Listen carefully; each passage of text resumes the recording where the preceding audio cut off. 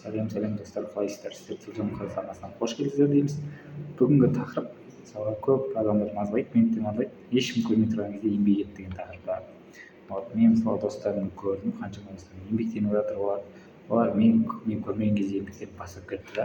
Қазір бәрі неше түрлі жұмыстар істейді, ары бері. Көп адам, мысалы мен де ойлайтын, жеңісті тек сахнадан көреді. Қол соғу, марапат, нәтиже деп бәрі көреді содан. Бірақ шындық ода емес. Жеңіс сахнада емес, жеңіс сен үнсіз еңбектеніп жасап жатқанда. Ешкім көрмей тұрған кезде, ешкім бағаламай тұрған кезде, ешкім сенбеген кезде нағыз нәтиже дәл сол сәттерде қалыптасады. Бұл видео көрінбейтін еңбектің құнын түсіндіретіндерге арналған. Көп адам тек қарап тұрған кезде ғана әрекет етеді. Мақтау болса жұмыс істейді, қолдау болса қозғалады. Ал шын мәнінде кез келген адамның ішінде өзінің жеке күші болады. Ешкім көрмей тұрған кезде сен еңбек етсең, өйткені ол бір нәрсені біледі. Нағыз өзгеріс көзге көрінбейтін істерде жасалады. Кішкентай қадам, қайталанып тәртіп, күн сайынғы үнсіз еңбек. Осының бәрі бір күні үлкен нәтиже болып көрінеді. Бірақ ол күнге дейін мен ешкім сенің не істеп жүргеніңді байқамайды.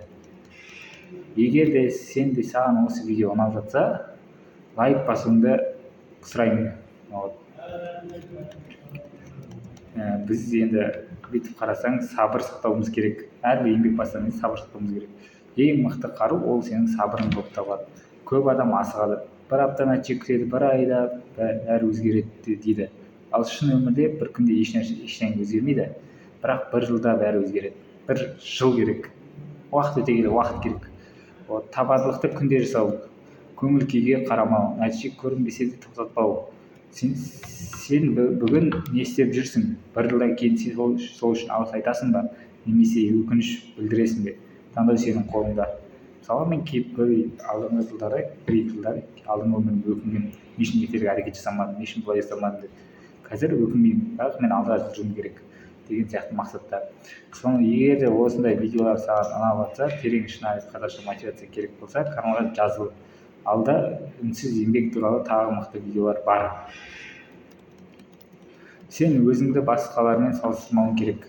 Біреу тез бастайды, біреу кеш бастайды, біреу сенен бір нәтиже көреді. Бірақ сенің жолың, сенің уақытыңды өзі басқалармен салыстыру керек жоқ. Басқалар күмәндануы мүмкін. Сен істеп жүрген ісіңді мағынасыз деуі мүмкін. Бірақ ол сенің арманың өмір сүрмейді. Олар сенің болашағыңды көрмейді. Сол үшін ешкім көрмей тұрғанда сен жалғастыра бер. Сенің мысалы өзің арманың бар, дұрыс па? Сол арманға жету үшін өзің жоспарларын құр өзің жасай бер. Сен ол жоспарды ешкімге айтпа, өзің әрекет жасай бер. Сен жоспарға жеткен кезде бәрі сені көреді, мынау қалай жетті екен деп сен өміріңе қызыға бастайды. Мен де сондай өмірге қызық болып жатыр. Сондай салыстырмалы түрде. Қазір менің өмірім қатты қарасаң, қатты дым жоқ, қызықсыз сияқты да. Бірақ болашақта менің өмірім жақсы болады, мотивацияны көп.